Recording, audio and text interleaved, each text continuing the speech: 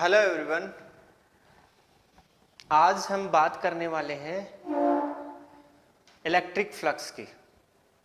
Last class में हम लोगों ने बात की थी electric potential energy due to a dipole in uniform electric field, और उससे पहले भी हमने जो टॉपिक लिया था वो था torque due to a dipole in uniform electric field.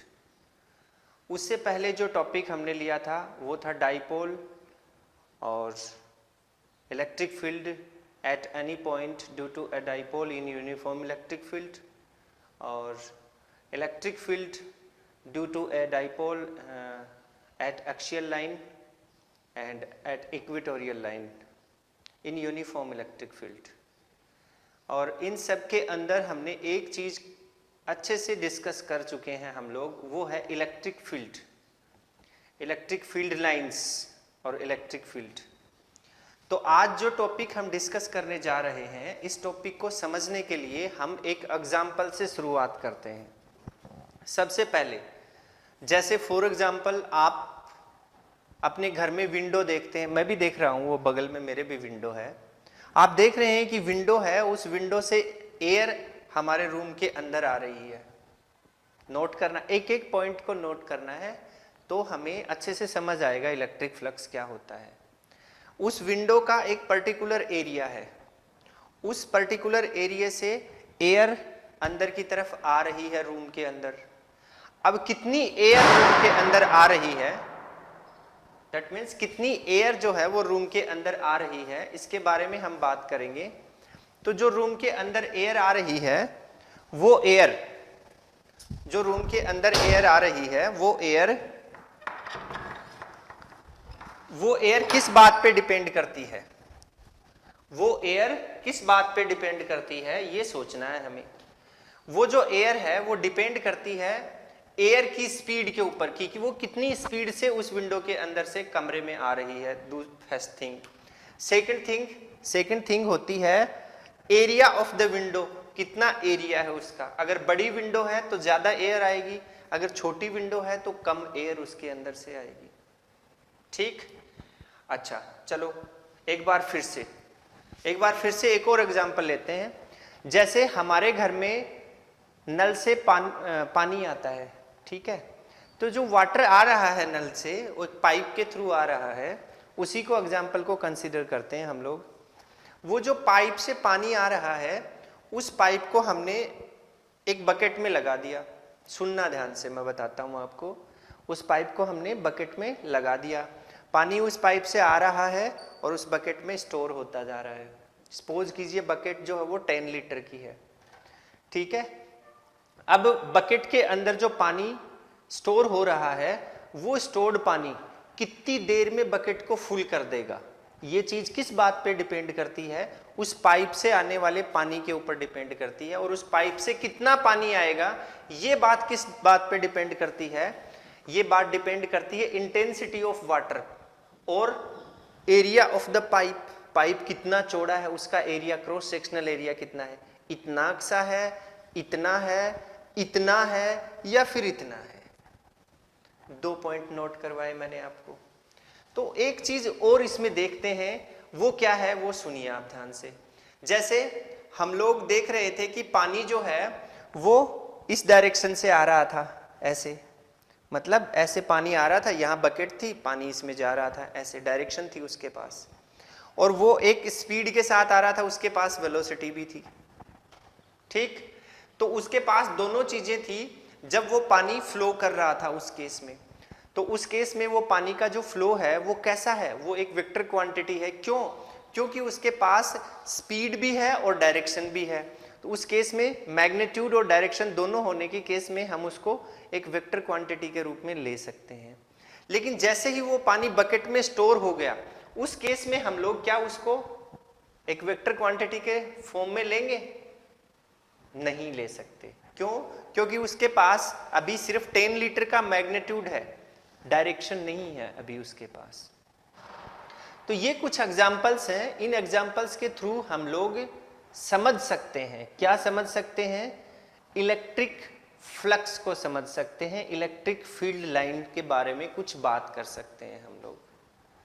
Just like same process, आपको अजीब जरूर लगेगा ये, लेकिन यही प्रोसेस अगर हम लोग इलेक्ट्रिक फील्ड लाइंस के लिए या इलेक्ट्रिक फ्लक्स के लिए लगाएं तो हमें समझने में बड़ी आसानी रहेगी, क्योंकि इलेक्ट्रिक फ्लक्स जो है वो एक स्केलर क्वांटिटी है। अब मैं आपको एक बात बताता हूं, जैसे आप लोगों ने पढ़ा है, क्या पढ़ा है आप लोगों ने? आप लोगों ने पढ़ा है कि इलेक्ट्रिक फील्ड लाइंस जो है वो कैसे जनरेट होती हैं। इलेक्ट्रिक फील्ड लाइन जो है वो एक चार्ज के चारों तरफ, चाहे पॉजिटिव चार्ज है तो अवे फ्रॉम दी चार्ज और नेगेटिव चार्ज है तो टुवार्ड्स दी चार्ज, उनका डायरेक्शन होती है और वो चार्ज के चारों तरफ फैली हुई रहती हैं। ऐसा हमने पढ़ा है, पढ़ा है, ठीक है। तो अगर मैं आपको बोलूं कि क्या वो स्केलर हो सकती हैं, तो आंसर होगा यस, वो स्केलर भी हो सकती हैं। अभी तक हमने पढ़ा कि उनकी एक डायरेक्शन होती है और उनका एक मैग्नीट्यूड होता है, लेकिन मैं अगर बोलूं आपको कि वो स्केलर भी हम ले सकते हैं, तो कैसे लेंगे उनको स्केलर? जैसे फॉर एग्जांपल हमारे पास में एक चार्ज है, जैसे ये मान लीजिए ये यहाँ पे कोई चार्ज है और उससे फील्ड लाइन निकल रही है, इस तरीके से फील्ड लाइन बाहर की तरफ निकल रही है ऐसे ऐसे, और हमने उन फील्ड लाइंस को काउंट कर लिया, ठीक है। तो हम बताएंगे कि इस सरफेस के ऊपर जो चार्ज डिस्ट्रीब्यूट था उसकी इलेक्ट्रिक फील्ड, मान लीजिए वो फील्ड लाइन 20 थी, तो उसकी इलेक्ट्रिक फील्ड कितनी है? 20। अगर वो फील्ड लाइन 50 होती तो उसकी इलेक्ट्रिक फील्ड कितनी है? 50। अगर 200 है तो इलेक्ट्रिक फील्ड कितनी है? 200। इस तरीके से उस केस में हमने क्या लिया? उस केस में हमने क्वांटिटी ली, जस्ट लाइक बकेट में भरा हुआ पानी, 10 लीटर पानी। समझ रहे हैं ना? जब वो फ्लो हो रहा था तब वो उसके पास में डायरेक्शन थी, उसके पास में क्या था? वेलोसिटी भी थी, स्पीड भी थी, इंटेंसिटी भी बोल सकते हैं, उसके पास में इंटेंसिटी भी थी। लेकिन जैसे ही वो बकेट में स्टोर हो गया तो उसके पास सिर्फ एक क्वांटिटी बची। तो उसी तरीके से number of field lines, that means quantity of electric field को हम क्या बोल सकते हैं कि वो एक स्केलर फॉर्म में है, नॉट ए वेक्टर फॉर्म, ठीक। तो इसी कॉन्सेप्ट को थोड़ा और आगे बढ़ाते हुए हम लोग एक स्टेटमेंट लेते हैं, देखते हैं क्या है। तो जो अभी बात थी अपनी, उसमें हमने एक चीज देखी, वो क्या देखी? वो हमने ये देखी कि एक ही केस में, मतलब एक ही केस में जो वाटर था, उस वाटर के पास एक बार वो वेक्टर क्वांटिटी अपनी शो कर रहा था और जैसे ही बकेट में स्टोर हुआ तो वो अपनी स्केलर क्वांटिटी को शो कर रहा था।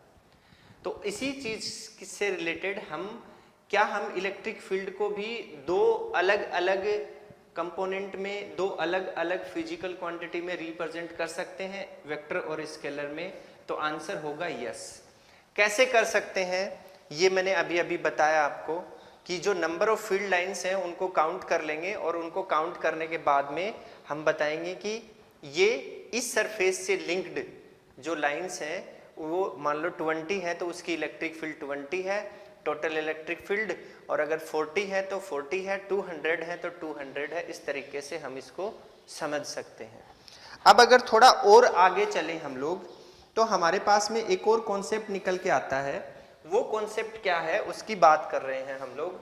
अब देखिए, जैसे मान लीजिए कि थोड़ी देर के लिए सपोज करते हैं कि हमारे पास जो फील्ड लाइन है, वो फील्ड लाइन की हम बात कर रहे हैं, वो फील्ड लाइन एक पर्टिकुलर एरिया से लिंक्ड होती हैं। जैसे उस पाइप का एक एरिया था, जैसे विंडो का भी अपना एरिया है, ठीक है, वहां से पास होने वाली एयर, तो वैसे ही एक पर्टिकुलर एरिया से लिंक्ड होती हैं। तो उसी तरीके से अगर हम इसको समझने की कोशिश करें तो मैं आपको बता देना चाहता हूं कि एक किसी पर्टिकुलर एरिया से पास होने वाली नंबर ऑफ फील्ड लाइंस जो हैं वो चेंज हो सकती हैं और वो वेरी कर सकती हैं। कैसे कर सकती हैं? किस पे डिपेंड होती हैं ये? उसका वेरिएशन, उसका जो वेरिएशन है ये डिपेंड होता है हमारे इंटेंसिटी ऑफ इलेक्ट्रिक फील्ड के ऊपर और दूसरी चीज एरिया के ऊपर।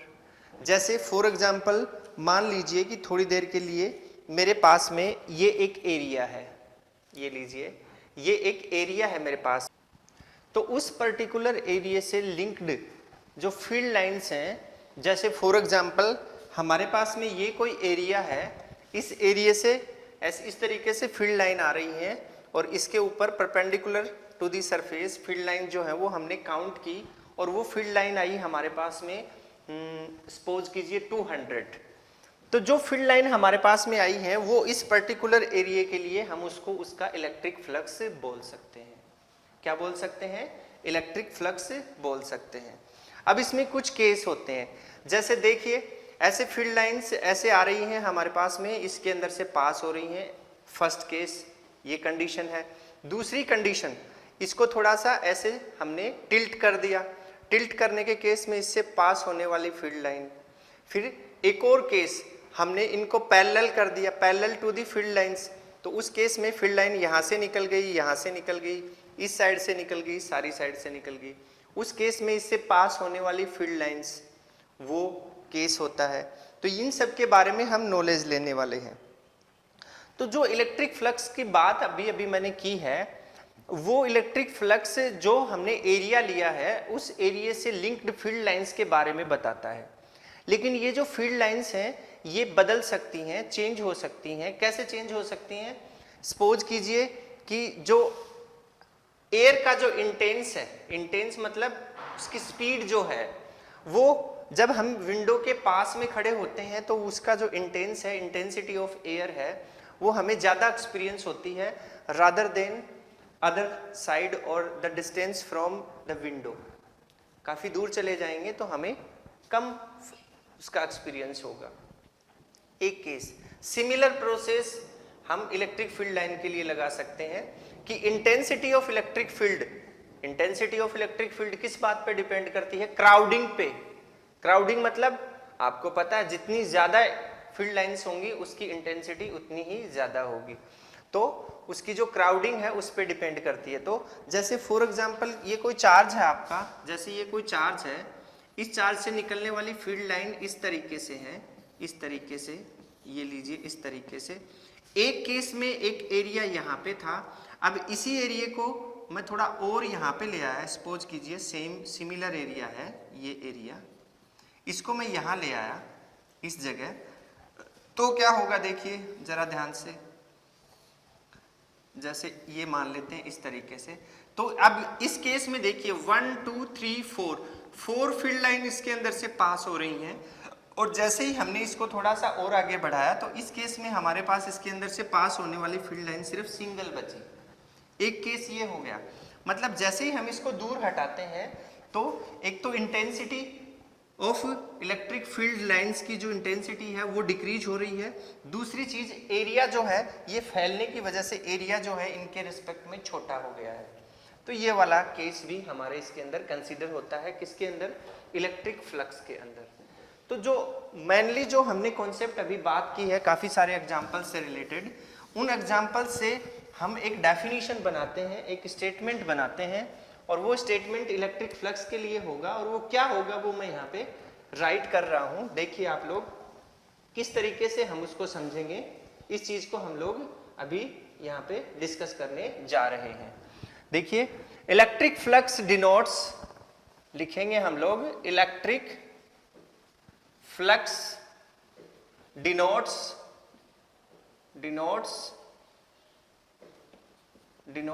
electric flux denotes linked to a surface, denotes linked to a surface area, surface area is a quantity formed by intensity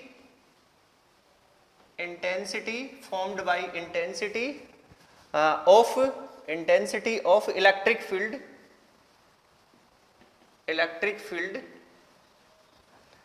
and area normal, electric field and area normal to it capital A। अगर इसको capital A से दिखाएं area normal को, area normal to it capital A such that flux linked linked to a surface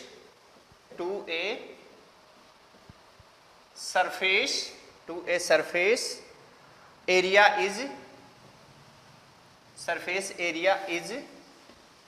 phi E is equals to, phi E is the symbol of electric flux, phi E is equals to vector E dot vector A। ये हमारे पास equation बनी। अब हमें समझना है कि ये vector E क्या है और वेक्टर A क्या है। देखिए यहां से वेक्टर E क्या है, वेक्टर E है intensity of electric field, intensity of electric field, intensity of electric field. और A क्या है, A वेक्टर है एरिया जिसके अंदर से फील्ड लाइंस पास हो रही हैं, एरिया वेक्टर। ठीक है, इसको ऐसे दिखाएंगे आप लोग। अब बात ये आती है कि ये इंटेंसिटी ऑफ इलेक्ट्रिक फील्ड क्या है, इंटेंसिटी ऑफ इलेक्ट्रिक फील्ड क्या है। तो यूनिट एरिया के अंदर, किसमें, यूनिट एरिया के अंदर जितनी फील्ड लाइन होती हैं, यूनिट एरिया में जितनी फील्ड लाइन होती हैं उसे उस एरिया की इलेक्ट्रिक फील्ड इंटेंसिटी बोलते हैं। क्या बोलते हैं, उस एरिया की इलेक्ट्रिक फील्ड इंटेंसिटी। अब यहां पे हमें देखने को मिल रहा है कि ये एक स्केलर क्वांटिटी है। ये क्या है, स्केलर क्वांटिटी। क्या है स्केलर क्वांटिटी, आपका फ्लक्स। अब इस फ्लक्स की स्केलर क्वांटिटी है तो यहां पे आपको क्या देखने को मिल रहा है, ये स्केलर प्रोडक्ट देखने को मिल रहा है। किस किस का स्केलर प्रोडक्ट है, इलेक्ट्रिक फील्ड इंटेंसिटी का और एरिया का, दोनों का स्केलर प्रोडक्ट यहां पे हमें दिखाई दे रहा है और ये है आपका फाई ई। अभी थोड़ी देर पहले मैंने आप लोगों को एक फोन, मेरे पास में ये फोन था, ये था फोन मेरे पास में, इस फोन का एग्जांपल लेके मैंने आपको बताया था कि किस तरीके से हम इसको कैलकुलेट करेंगे। तो इसके लिए मैं एक डायग्राम बनाता हूं, यहाँ पे देखिए।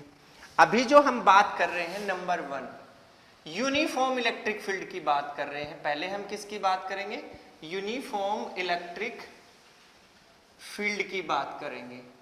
किसकी बात करेंगे, यूनिफॉर्म इलेक्ट्रिक फील्ड की। ठीक है, अब देखो हमने एक डायग्राम बनाया यहाँ पे, देखिए ये आपकी यूनिफॉर्म इलेक्ट्रिक फील्ड है। ऐसे ये लीजिए, हमने यूनिफॉर्म इलेक्ट्रिक फील्ड बनाई, इस तरीके से आपकी यूनिफॉर्म इलेक्ट्रिक फील्ड है।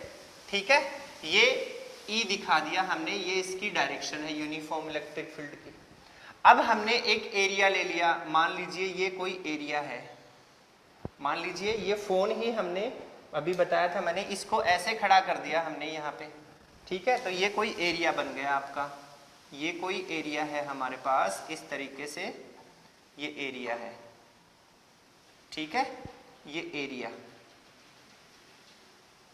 ऐसे, ठीक, ये एरिया है, इसको A डिनोट कर दिया, एरिया।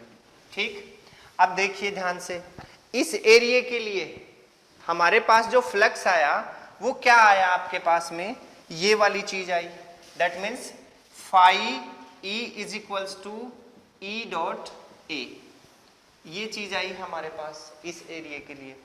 अब अगर हम इसको थोड़ा सा टिल्ट कर दें, इस एरिया को टिल्ट कर दें, मतलब हमने इसके एरिया में कोई डिफरेंस नहीं लाया और इसको थोड़ा सा झुका दिया, ऐसे ऐसे झुका दिया, झुकाने से मान लीजिए ये ऐसे हो गया, ये लीजिए सपोज कीजिए ये ऐसे हो गया।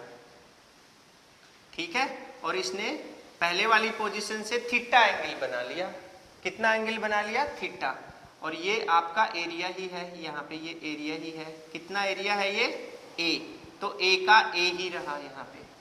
ठीक, अब ये जो थीटा एंगल इसने बनाया है, इस थीटा एंगल को ध्यान से देखिए आप, ये एरिया के बीच में और इसके बीच में, तो कितना एरिया। अब देखते हैं पहले वाले में, पहले केस में देखते हैं फर्स्ट केस, इसको हमने बनाया फर्स्ट केस बनाया।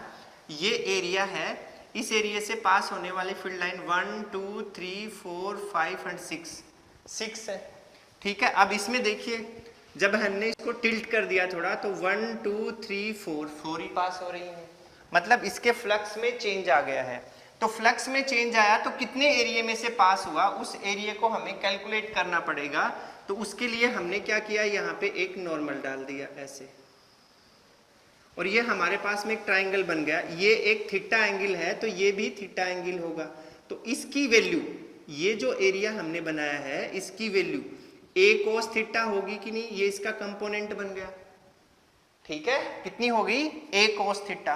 तो इस केस में जो हमारा क्या निकल के आएगा, हमारा जो फ्लक्स निकल के आएगा उसको कैसे दिखाएंगे आप, phi E is equals to E तो जो का त्यों, और एरिया की जगह क्या बन गया है आपका a cos थीटा, ये a cos थीटा बन गया। ये सेकंड केस की सिचुएशन में आपका इलेक्ट्रिक फील्ड आया। इसको हम दिखा सकते हैं, ये है आपका सेकंड केस, सेकंड केस, ये आपका इलेक्ट्रिक फ्लक्स सेकंड केस में निकल के आया। अब अगर इसको मैं ऐसे ऐसे ऐसे ऐसे नीचे लाता जाऊं लाता जाऊं लाता जाऊं और 90 डिग्री का एंगल बना दूं, यहां पे बना दिया 90 डिग्री का एंगल, और ये ऐसे हो गया पैरेलल टू दी, ये लीजिए पैरेलल हो गया इस केस में। ठीक है, parallel to the electric field. तो मैंने बताया था इसके अगल बगल से निकल जाएंगे, एक ऐसे निकल गई, एक ऐसे निकल गई, एक ऐसे निकल गई, तो इसके अंदर से पास ही नहीं होंगी। उस केस में अगर मैं यहाँ पे देखिए इस थीटा की वैल्यू, ये थीटा क्या है, थीटा कौन सा एंगल है, theta is the angle between electric field and area.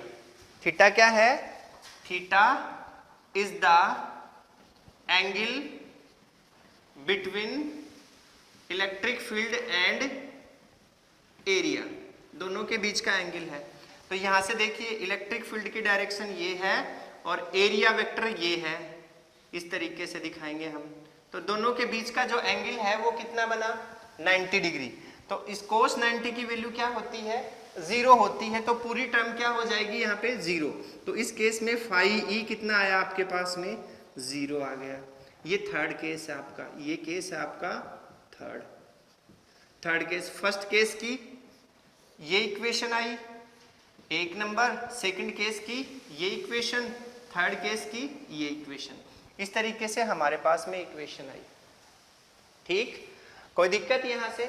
अब देखो एक बात और समझाता हूं मैं आपको, वो क्या है वो ध्यान से सुनिएगा। उसके लिए हमें कुछ लेना पड़ेगा। जैसे मैं ये एक बुक ले लेता हूं, ध्यान से देखिएगा, ये एक बुक है मेरे पास। ठीक है, आपने है ना 11th क्लास में क्रॉस प्रोडक्ट के बारे में पढ़ा होगा। देखो एक बार सुनना इस चीज को। उसमें आपने क्या पढ़ा कि ये वाला जो है ये I है, ये J है, तो I cross J is equals to K, ये K, I cross J is equals to K, नजर आ रहा है ना आपको, ये I ये J तो इज इक्वल्स टू K। समझ में आई बात। तो अगर मैं इसको बताऊं, अगर ये लेंथ है और ये विड्थ है, या फिर ऐसे ले ले, ये लेंथ है और ये विड्थ है, तो length into width is equals to area. मतलब ये एरिया हो गया इस सरफेस, ये क्या है सरफेस, ये सरफेस है, और ये क्या हो गया इसका एरिया, एरिया वेक्टर, मतलब इसकी डायरेक्शन इसके सरफेस के बिल्कुल परपेंडिकुलर। कुछ समझ में आया आपको। ये देखिए length I J, I cross J is equals to K. ठीक, जेड, समझ में आ रही ना बात। उसी तरीके से लेंथ इनटू विड्थ एरिया, और इसका ये क्या हो गया इसका वेक्टर, एरिया वेक्टर सरफेस के परपेंडिकुलर। ये बात हमें याद रखनी है, इसको हम यूज में लेंगे। ठीक, अब देखो आगे चलते हैं। आगे चलेंगे तो हमें नया एक कॉन्सेप्ट लेना है। वो कॉन्सेप्ट क्या है उसके बारे में मैं बात करता हूं। ये बात हो रही थी हमारी यूनिफॉर्म इलेक्ट्रिक फील्ड की। यूनिफॉर्म इलेक्ट्रिक फील्ड है तो हम ऐसे सॉल्यूशन इलेक्ट्रिक फ्लक्स का फाइंड कर लेंगे। लेकिन अगर नॉन यूनिफॉर्म इलेक्ट्रिक फील्ड है और एरिया भी फ्लैट नहीं है, ये तो फ्लैट एरिया था, ठीक, तो हमें क्या करना पड़ेगा उसके बारे में हम बात कर रहे हैं। अभी बताता हूं आपको क्या करना पड़ेगा। हाँ जी, अगर आपकी इलेक्ट्रिक फील्ड नॉन यूनिफॉर्म हो और जो एरिया आपने लिया है वो भी फ्लैट ना हो, तो उस केस में इलेक्ट्रिक फ्लक्स को कैसे फाइंड करेंगे इसके बारे में हम लोग बात करेंगे। तो देखिए आप लोगों को पता है कि यहाँ पे देखिए, जैसे मैं एक डायग्राम बनाऊं, जैसे ये आपका कोई चार्ज है, यहाँ पे इस चार्ज से निकलने वाली फील्ड लाइन जो है वो ऐसे होती हैं, इस तरीके से ये आपकी फील्ड लाइंस हैं, ऐसे फील्ड लाइंस हैं, इनका एरो दिखा दिया हमने, ऐसे दिखा दिया, और ये आपका एरिया है इस तरीके से यहाँ पे, ठीक है। अब हमें क्या करना है, अब हमें निकालना है कि अब इस केस में इलेक्ट्रिक फ्लक्स कितना होगा, ये बात हमें देखनी है। तो इसके लिए हम क्या करेंगे, सबसे पहले हमें बात करनी पड़ेगी एरिया वेक्टर की, जो अभी अभी जस्ट मैंने आपको बताया कि एरिया वेक्टर होता क्या है, ठीक। तो उस एरिया वेक्टर को हमें समझना है और उसको यहाँ पे यूज लेना है। तो देखिए ये जो सरफेस है, ये जो लाइन मैंने बनाई है इस तरीके से, ये जो सरफेस है, इस सरफेस पे हम सेगमेंट एरिया को कंसीडर करेंगे।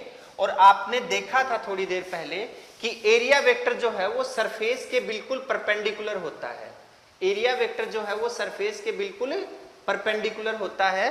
तो ये अगर ई की डायरेक्शन है, चलो इस केस को यहां से लेते हैं, ये केस लेते हैं एक, यहाँ पे देखिए ये ई वेक्टर है, ये ई वेक्टर की डायरेक्शन है, और ये मैंने एक छोटा सा सेगमेंट ले लिया यहाँ पे, ये छोटा सा सेगमेंट ले लिया, ये वाला, जिसको मैंने मान लिया ds, क्या मान लिया, ds, और इसकी जो डायरेक्शन होगी वो ये होगी, ये लीजिए ये वाली डायरेक्शन, ठीक है। और इन दोनों के बीच में जो एंगल हम बनाते हैं, जैसा कि मैंने लिखा है, theta is the angle between E and A, तो वो एंगल मैंने ले लिया यहाँ पे थीटा, कितना ले लिया, थीटा एंगल ले लिया। तो इस केस में देखो, एक तो ये पॉइंट बन गया हमारे पास, ठीक। अब ये दिखा दिया हमने ds वेक्टर यहाँ पे। अब एक और केस लेते हैं हम लोग, उस केस में मैंने क्या किया, उस केस में जैसे फॉर एग्जांपल, एक मिनट, इस लाइन को थोड़ा मैं इस तरीके से ड्रॉ करता हूं, ऐसे ऐसे घुमाया इसको, ऐसे घुमा के ऐसे कर दिया इसको, ठीक है, ऐसे है। जैसे ये है एक केस हमारा, यहाँ भी हमने ds ले लिया, और ये जो है इसके परपेंडिकुलर डायरेक्शन बनाई ds वेक्टर, और ये e वेक्टर है, और यहाँ पे थीटा एंगल बनाया। अब अगर हम देखें इसको, ध्यान से देखिए, अब अगर हम देखें इसको, तो इस पॉइंट के ऊपर E की जो डायरेक्शन है वो, और इस पॉइंट के ऊपर E की डायरेक्शन है वो, दोनों डिफरेंट है। दूसरी चीज, यहाँ पे इस पॉइंट पे एरिया वेक्टर की डायरेक्शन और इस पॉइंट पे भी एरिया वेक्टर की डायरेक्शन दोनों डिफरेंट है। यहाँ पे बनने वाला एंगल थीटा पॉजिटिव है और यहाँ पे बनने वाला एंगल थीटा नेगेटिव है। चलो हमने एक बात मानी कि हम लोग है ना एरिया वेक्टर अज्यूम करके और इसकी कैलकुलेशन कर लेंगे, लेकिन उसमें भी हमें प्रॉब्लम आ रही है। प्रॉब्लम क्या आ रही है, क्योंकि यहाँ पे थीटा और इलेक्ट्रिक फील्ड इंटेंसिटी जो है उसकी दोनों की डायरेक्शन डिफरेंट आ रही है। तो उस केस में हम क्या करेंगे, जबकि इसमें तो हमारे पास में कांस्टेंट थी, क्या थी कांस्टेंट, इलेक्ट्रिक फील्ड की डायरेक्शन, ठीक है, और थीटा भी हमारे लिए यहाँ पे फिक्स बना हुआ था, ठीक। लेकिन इसमें ऐसा नहीं है, इसमें ऐसा बिल्कुल भी नहीं है। तो अब हम क्या करेंगे, उसके लिए हमें सोचना पड़ेगा। तो सबसे पहले तो हम इसके लिए वैल्यू निकालना शुरू करते हैं, उसके बाद में इसका आगे का कंक्लूजन देखेंगे। तो इसके लिए हमें फ्लक्स की वैल्यू निकालने के लिए सबसे पहले हम बात करेंगे, देखो जैसे हमने इस केस के अंदर या इस केस के अंदर, दोनों केस में से हम किसी एक केस के लिए जो इलेक्ट्रिक फ्लक्स है उसको हमने डी फाई मान लिया। सेगमेंट एरिया है तो सेगमेंट ही आपका इलेक्ट्रिक फ्लक्स होगा, उसको डी फाई से डिनोट कर दिया, ये लीजिए d phi is equals to. अब क्या करेंगे आप, इन दोनों को दिखाएंगे, इन दोनों को दिखाएंगे तो उसी फॉर्मेट में, इस फॉर्मेट में लेके आएंगे। इस फॉर्मेट में लेके आएंगे तो क्या करेंगे आप देखिए, यहाँ से इसको आप लिख सकते हैं E vector dot A vector is equals to E vector dot ds vector, ऐसे दिखाएंगे कि नहीं दिखाएंगे, ऐसे लिखेंगे इसको, ठीक है, क्योंकि अब की बार एरिया इतना हो गया है। अब अगर इसको एंगल की फॉर्म में लेके आए तो कैसे लिखेंगे, D phi is equals to E ds cos theta, ये cos थीटा में कन्वर्ट हो गया। चाहे तो आप इसको वेक्टर रूल्स के अकॉर्डिंग cos थीटा लगा सकते हैं, या फिर ये जो कंपोनेंट हमने बनाया था इस फॉर्मेट के अकॉर्डिंग भी हम यहाँ पे इसको cos थीटा बना सकते हैं। वैसे वेक्टर फॉर्म में बनाएंगे तो भी हमें पता है कि दो वेक्टर क्वांटिटीज का स्केलर प्रोडक्ट जो है, जैसे a dot b vector is equals to होता था ab cos थीटा, उस फॉर्म से भी हम इसको ले सकते हैं। तो ये बन गया हमारा, ये किसके लिए आया, ये तो हमारा इस सेगमेंट के लिए आया, लेकिन अगर टोटल एरिया के लिए निकालें तो क्या लिखेंगे, तो आप लिखेंगे flux with total area is equals to phi E is equals to integration करेंगे किसका, टोटल सरफेस के लिए, ठीक। और यहां से क्या लिख देंगे, d phi E d phi E, ठीक है। तो यहाँ पे phi E is equals to ये सरफेस और डी फाई ई की वैल्यू क्या है आपके पास में, E d S cos theta, ठीक। या फिर आप लिख सकते हैं phi E is equals to surface integration और vector E dot D S vector, ये बन गया आपका फॉर्मूला। इस केस में जब वो नॉन यूनिफॉर्म हो उस केस के लिए हमारे पास में ये बन गया है। अब आप सोचोगे कि सर इतनी सारी चीज़ों की क्या ज़रूरत है, इतनी सारी चीज़ों की इसलिए ज़रूरत है क्योंकि अगर हम लोग इस फ्लक्स वाले कॉन्सेप्ट को अच्छे से कर लेंगे तो गाउस का जो लॉ आने वाला है उसके जो कॉन्सेप्ट हैं, उसकी जो एप्लीकेशन है, उनको सोल्व करने में हमें बहुत ज़्यादा आसानी हो जाएगी। इसलिए हम इनको अभी से सोल्व कर लेते हैं और इसको अभी से सिंप्लीफाई करेंगे तो हमें ज़्यादा बेटर रहेगा। अब एक और जो इसका टॉपिक है, इसी का सब टॉपिक हम बना रहे हैं, है तो नहीं लेकिन उसको बनाया है, उसमें हम क्या करेंगे, कैलकुलेशन करने के लिए मैं बताता हूँ आपको। अगला जो है कॉन्सेप्ट उसको मैंने यहाँ पे नोट किया है, calculation of electric flux linked to a surface. किसी भी सरफेस से लिंक्ड जो फ्लक्स है उसको कैलकुलेट कैसे करेंगे, उसके लिए हमें थोड़ा सोचना पड़ेगा। अभी जैसे मैंने आपको बताया था कि जो हमारा थीटा और जो इलेक्ट्रिक फील्ड है इंटेंसिटी, वो दोनों चेंज हो रहे हैं, मतलब हर पॉइंट के ऊपर चेंज हो रहे थे। तो उस केस में हम कैसे फाइंड करेंगे अपना जो इलेक्ट्रिक फ्लक्स है, उसको कैसे हम लोग कैलकुलेट करेंगे, उसके बारे में मैं आपको कुछ बताना चाहता हूँ। तो उसके लिए हम लोग देखो एक प्रोसेस अपनाएंगे। क्या प्रोसेस अपनाएंगे कि थीटा के अलग अलग वैल्यू के लिए हम लोग कैलकुलेशन करेंगे और उनकी कैलकुलेशन को हम लोग फिर एक साथ इंटीग्रेट कर देंगे। एक तो ये तरीका है। अब दिक्कत ये आती है कि थीटा की अलग अलग वैल्यू को कैसे कंसीडर करें, तो उसके लिए मैं आपको बताता हूं। जैसे फॉर एग्जांपल सपोज कीजिएगा, ध्यान से देखिएगा। जैसे फॉर एग्जांपल देखिए ये है, ये क्या है, एक डस्टर है, इसको हमने एक एरिया, एक मतलब एक बॉडी अज्यूम कर लिया, एक क्लोज सरफेस अज्यूम कर लिया और इसके अंदर हमें क्या निकालना है, इसके अंदर हमें इलेक्ट्रिक फ्लक्स कैलकुलेट करना है। कैसे कैलकुलेट करेंगे, देखिए सबसे पहले तो हमें वो थीटा ढूंढने हैं जो सेम हो, ठीक है। उन सेम थीटा के लिए हम कैलकुलेशन करेंगे और फिर उनको एक साथ, उनको इंटीग्रेट करके एक साथ ऐड कर देंगे। देखो कैसे, जैसे इलेक्ट्रिक फील्ड लाइन ऐसे आ रही है, ध्यान से देखिए, आ रही है इस तरफ से, ऐसे आ रही है इस सरफेस के ऊपर, परपेंडिकुलर टू दिस सरफेस। अब इस सरफेस का एरिया वेक्टर कहां होगा, सरफेस के परपेंडिकुलर इस डायरेक्शन में। और इलेक्ट्रिक फील्ड कैसे आ रही है, इस डायरेक्शन में। तो इलेक्ट्रिक फील्ड और इस सरफेस के बीच में, सरफेस जो एरिया वेक्टर के बीच में बनने वाला एंगल कैसा हो गया, जैसे ये उंगली जो है ये दिखा रही है आपको एरिया वेक्टर की डायरेक्शन और ये उंगलियां दिखा रही हैं आपको किसकी डायरेक्शन, इलेक्ट्रिक फील्ड की डायरेक्शन। तो दोनों के बीच में बनने वाला एंगल हो गया 180 डिग्री। तो इस सरफेस के ऊपर जो भी थीटा होगा, किसके बीच में थीटा, जो इलेक्ट्रिक फील्ड इंटेंसिटी और एरिया वेक्टर के बीच में जो भी थीटा होगा इस पूरे सरफेस के लिए, उसको हम ले लेंगे 180 डिग्री। इज दैट क्लियर, एक नंबर पॉइंट। फिर हमने ले लिया मान लो ये वाला सरफेस, इस सरफेस के लिए देखते हैं, इलेक्ट्रिक फील्ड लाइन ऐसे आ रही है, निकल गई, और इस सरफेस का एरिया वेक्टर कैसे है, नॉर्मल टू दी सरफेस ऐसे है, देखिए ऐसे है, इलेक्ट्रिक फील्ड लाइन ऐसे आई, नजर आ रहा है। तो एरिया वेक्टर और इलेक्ट्रिक फील्ड लाइन के बीच की जो डायरेक्शन है, उनके बीच में बनने वाला एंगल कितना हो गया, 90 डिग्री। कितना हो गया है, 90 डिग्री। तो इस सरफेस के लिए जो भी हम हर किसी भी पॉइंट के लिए इसके ऊपर निकालेंगे, छोटा छोटा ds ds ds ds लेके, इस पे ds ds ds लेके निकाला, तो हर एक ds के लिए 180 180 180 और पूरे सरफेस के लिए निकाल लिया। इस पे भी ds ds छोटे छोटे सेगमेंट लिए और उसके ऊपर थीटा एंगल कोस 90 डिग्री रख दिया, इस पे कोस 180 डिग्री रख दिया। सिमिलर प्रोसेस इस सरफेस का होगा, सिमिलर प्रोसेस इस सरफेस का होगा, सिमिलर ही इस सरफेस का होगा। तो ये जो सरफेस है इनके लिए एंगल बना 90 डिग्री सबके लिए, ठीक है। इसके लिए बना कितना 180 डिग्री। अब इस सरफेस की बात करते हैं, इस सरफेस का एरिया वेक्टर इस डायरेक्शन में, ठीक। इलेक्ट्रिक फील्ड की डायरेक्शन भी इस डायरेक्शन में, एरिया वेक्टर और इलेक्ट्रिक फील्ड सेम डायरेक्शन में है, तो दोनों के बीच में बनने वाला एंगल क्या हो गया 0 डिग्री। क्या हो गया है 0 डिग्री। तो इस सरफेस के ऊपर जो भी हम सेगमेंट लेंगे उनके बीच का एंगल कितना दिखाएंगे 0 डिग्री और कैलकुलेशन कर लेंगे।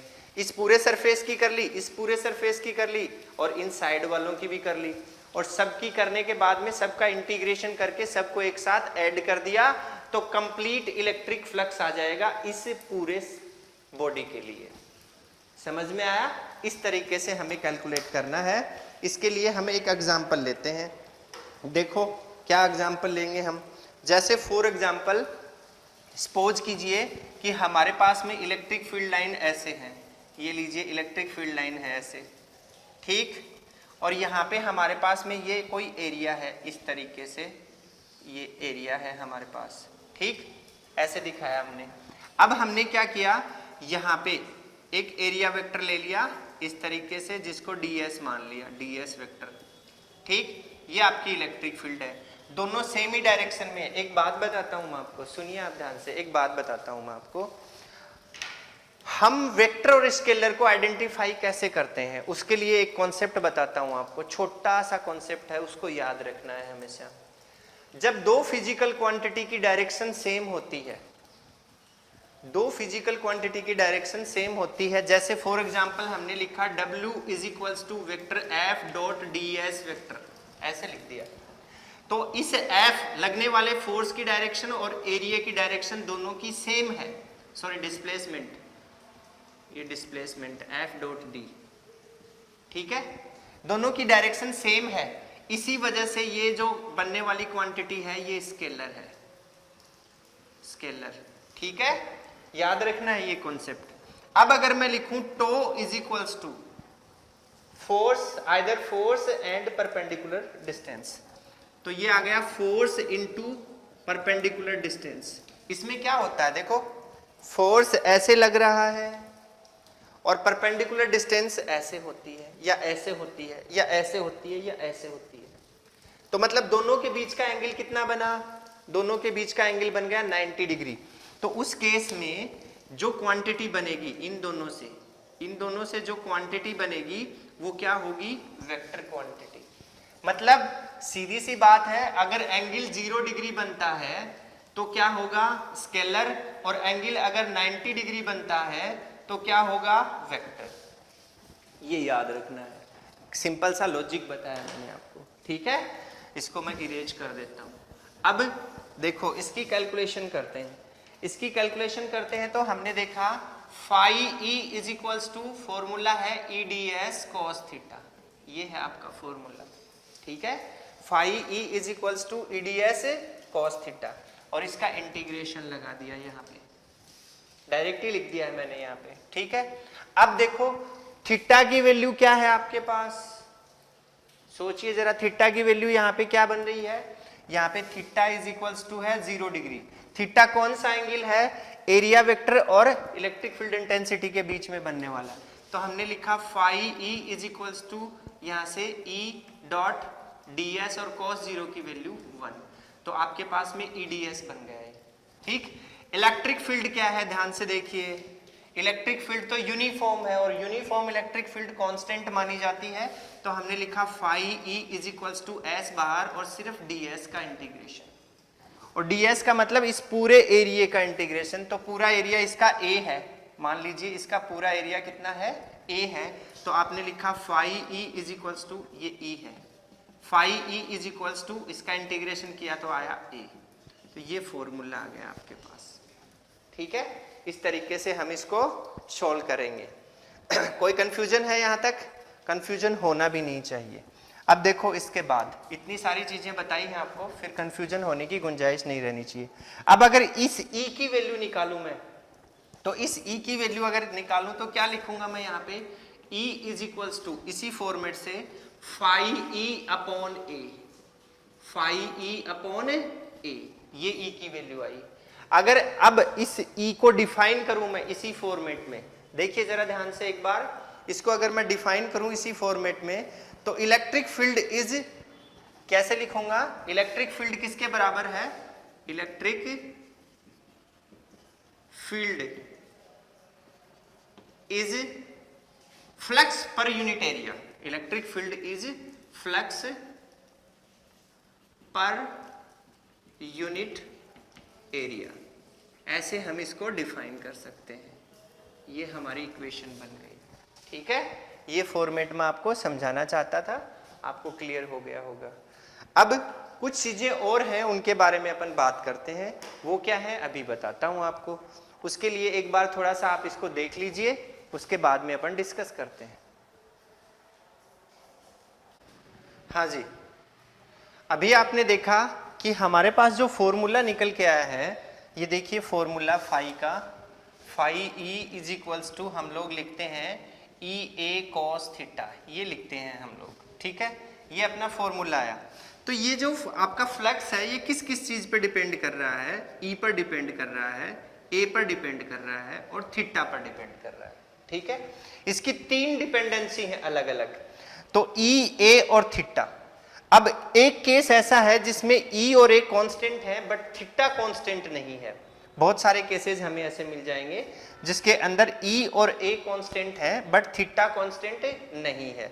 जैसे फॉर एग्जांपल एक विंडो को ही ले लिया हमने, उस विंडो का एरिया फिक्स है, उससे पास होने वाली हवा की इंटेंसिटी को भी एक बार के लिए हमने फिक्स मान लिया, कांस्टेंट मान लिया, लेकिन उस विंडो पे लगी हुई जो खिड़की है, जो डोर है, उससे हमने उसको ऐसे बंद किया, खोला, उसके अलग अलग एंगल पे हमने देखा उसको, तो उस खिड़की से आने वाली जो एयर है, कमिंग एयर जो है रूम के अंदर आने वाली, उसके ऊपर इफेक्ट पड़ता है। तो वही जो एंगल है थीटा, तो अगर ये किसी सरफेस के लिए डिफरेंट हो तो उस केस में हम क्या करेंगे, उस केस में हम लोग थीटा को अलग अलग सरफेस पे ले लेंगे, जैसे मैंने अभी लेके बताया था आपको डस्टर के लिए, और अलग अलग सरफेस के लिए हम उसकी वैल्यू फाइंड कर लेंगे और फिर उसके हिसाब से हम उसका इलेक्ट्रिक फ्लक्स निकाल लेंगे और उसको एक जगह इंटीग्रेट करके उसको ऐड कर देंगे। ये होता है हमारा प्रोसेस। अब जैसे सिलिंड्रिकल हमारे पास में कोई चीज़ है, जैसे यही है, ये मेरे पास मार्कर है, ये सिलिंड्रिकल शेप में है। अब सपोज कीजिए कि इस साइड से हमारी फील्ड लाइन्स आ रही हैं, इस साइड से फील्ड लाइन्स आ रही हैं, तो ये जो क्रॉस सेक्शनल एरिया है, जो फ्लैट एरिया है इसका, इससे सीधी आके टकराएंगी ऐसे। ठीक, तो एक तो एरिया अपना ये हो गया, इसके बीच में एंगल, इसका जो एरिया वेक्टर है वो इस साइड में होगा और ये फील्ड की डायरेक्शन होगी, तो दोनों के बीच का 180 डिग्री एंगल हो गया। अब एक एरिया क्रॉस सेक्शनल एरिया ये है, इसका एरिया वेक्टर इस साइड में होगा और इलेक्ट्रिक फील्ड की डायरेक्शन भी ये होगी, तो इन दोनों के लिए तो हम ऐसे निकाल लिया। अब ये जो है इनका थीटा पता चल गया 0 डिग्री, इसका 180, इसका 0 डिग्री। अब ये जो राउंड वाला जो बचा, इसके लिए एरिया वेक्टर, जैसे ये पॉइंट लिया तो यहाँ से एरिया वेक्टर ये हो गया। अब इलेक्ट्रिक फील्ड लाइन ऐसे आ रही है, तो दोनों के बीच का एंगल क्या हो गया, 90 डिग्री।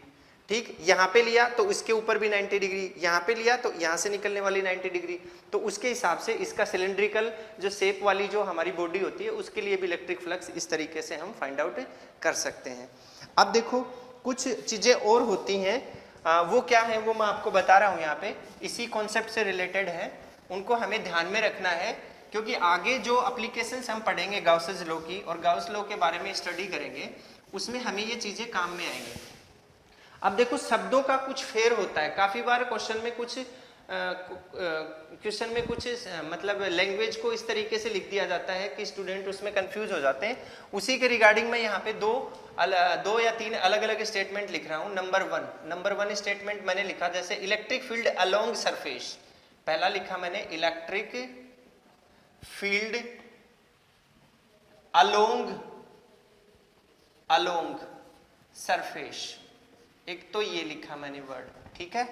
दूसरा वर्ड मैंने लिखा, देखना यहाँ पे, इलेक्ट्रिक फील्ड, ठीक है, नॉर्मल टू सरफेस,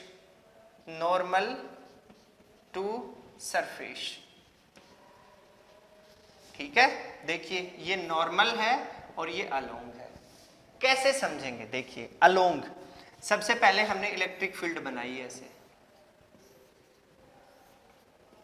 ठीक है, और फिर अलोंग सरफेस, इसके अलोंग में सरफेस को ले लिया ऐसे, ये कोई सरफेस है, ये आपका सरफेस है एस, ठीक है। अब इलेक्ट्रिक फील्ड की डायरेक्शन तो ये हो गई आपकी, नजर आई आपको। अब इस सरफेस का वेक्टर एरिया कहां होगा, अगर ऊपर वाला ले तो ये होगा, अगर नीचे की साइड में ले तो ये होगा, मतलब 90 डिग्री। तो दोनों के बीच में जो एंगल बना, एरिया वेक्टर, ये एरिया वेक्टर है इसका, तो दोनों के बीच में जो एंगल बना वो कितना है, theta is equals to 90 degree. तो आपका फाई ई कितना हो जाएगा यहाँ पे, इस केस में आपका फाई ई हो जाएगा 0। क्यों हो जाएगा, क्योंकि अगर हम लिखे phi E is equals to और ई ए कॉस थीटा लिखे यहाँ पे, तो थीटा की वैल्यू 90 डिग्री और कॉस 90 0 होता है, तो कंप्लीट टर्म 0 हो गई यहाँ पे, ठीक।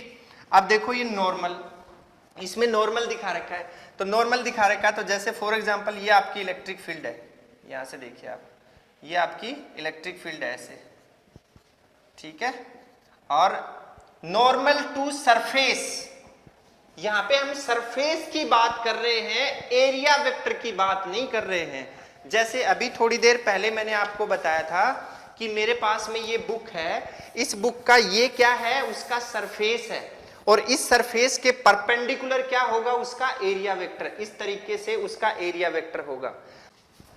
तो सरफेस जो है वो ये होता है और एरिया वेक्टर इसके परपेंडिकुलर होता है।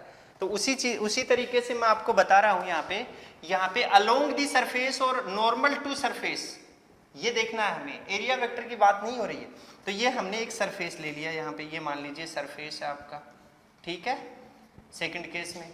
अब इस सरफेस का एरिया वेक्टर इस डायरेक्शन में होगा, ये ए है और ये ई है, ठीक है, और दोनों के बीच में बनने वाला जो एंगल है ए और ई के बीच में वो 0 डिग्री है, थीटा इज इक्वल्स टू कितना है, 0 डिग्री। तो इस केस में अगर फाई ई अगर आप निकालेंगे तो क्या आएगा, E D A cos theta, ठीक है, ई डी ए, सॉरी ई ए लिख देता हूं, ई ए कॉस थीटा, ठीक। अब थीटा की वैल्यू 0 डिग्री रखेंगे, थीटा 0 कितना होता है, 1 होता है, तो phi E is equals to क्या आ जाएगा, इस केस में ई ए आ जाएगा, इस तरीके से। अब देखिए अगर कोई भी एंगल दिया हुआ हो, किसी भी एंगल थीटा के लिए बात कर रहे हैं, any angle, third case any angle theta, किसी भी एंगल थीटा के लिए बात कर रहे हैं, जैसे ये आपकी इलेक्ट्रिक फील्ड है, इस तरीके से ये आपकी इलेक्ट्रिक फील्ड है, और इसके अंदर इस इलेक्ट्रिक फील्ड से ये थीटा एंगल के ऊपर, ये मान लीजिए कोई थीटा एंगल है, इस थीटा एंगल के ऊपर ये कोई सरफेस है आपका, ये सरफेस है, ठीक है। तो कैसे निकालेंगे, यहां से देख लो, सीधा सा लॉजिक है, ये एरिया वेक्टर हो गया परपेंडिकुलर, ये ए हो गया है और ये ई हो गया है, दोनों के बीच का एंगल थीटा हो गया, ठीक। वही फॉर्मूला लगाएंगे, phi E is equals to, जैसे मान लो theta is equals to 60 degree लिया आपने, यहाँ पे 60 डिग्री आ रहा है, तो ई ए कॉस 60 डिग्री, आंसर आ जाएगा। ये कॉन्सेप्ट है हमारे। अब इतने सारे कॉन्सेप्ट मैंने एक साथ आपको एक ही लेक्चर में बताए हैं, और वो भी इलेक्ट्रिक फ्लक्स को लेके बताए हैं, तो इन सारे कॉन्सेप्ट को हमें अच्छे से याद रखना है, क्योंकि इसके बाद हम बात करने वाले हैं गाउस लॉ की और उसकी एप्लीकेशंस जो हैं उनकी, और उसके ऊपर डेफिनेटली बोर्ड एग्जाम में क्वेश्चन आता है, और वो क्वेश्चन हम कैसे सोल्व करेंगे, कुछ चेंज भी हो सकता है क्वेश्चन में, तो उसके लिए मैंने एक एक कॉन्सेप्ट को आपको क्लियर करके बताया है। इसमें एक दो छोटी चीजें और बच गई हैं, वो नेक्स्ट लेक्चर में जब मैं गाउस लॉ बताऊंगा आपको, तो उसमें मैं आपको क्लियर कर दूंगा। आज के लिए इतना ही, नेक्स्ट क्लास में हम फिर से मिलते हैं एक नए टॉपिक के साथ, तब तक के लिए इजाजत दीजिएगा। Thank you, have a nice day everybody.